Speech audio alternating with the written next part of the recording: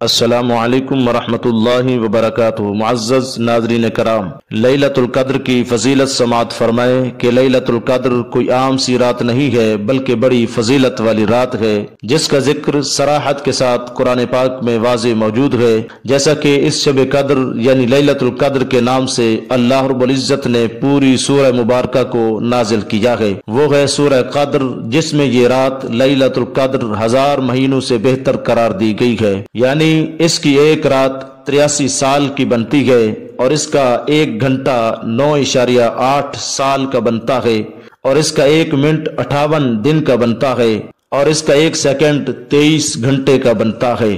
اللہ اکبر۔ اب کوئی بندہ یہ سارا حساب اپنے ذہن میں رکھے اور اس مزدور کی طرح اس رات مزدوری میں جان لگا دے کہ جو بالکل مفلس اور غریب ہو، اور ایک رات کے لیے اس کو کسی ایک بادشاہ کے پاس مزدوری کا موقع مل گیا ہو جو اس کو ایک سیکنڈ کے لاکھوں روپے دینے والا ہے، تو کیا وہ مفلس اور غریب مزدور اس رات کی ایک گھڑی بھی ضائع کرنے کو تیار ہوگا؟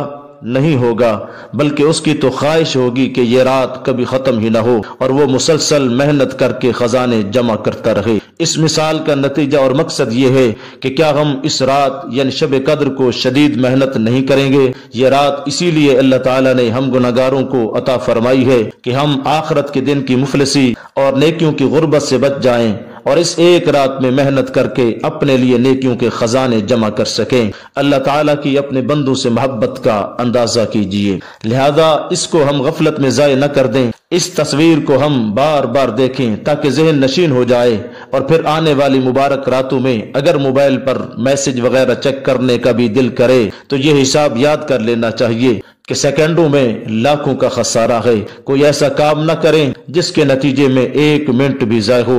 اس رات میں کثرت سے استغفار، ذکر، تلاوت، مستقل دعائیں، عشاء اور فجر باجماعت ادا کرنے کا اہتمام ہونا چاہیے۔ اس بات کو بھی ہمیں یاد رکھنا چاہیے کہ کھانا پینا، باتیں، موبائل، سوشل میڈیا، یہ سب بعد میں مل جائے گا، مگر ممکن ہے کہ یہ رات دوبارہ نہ مل سکے۔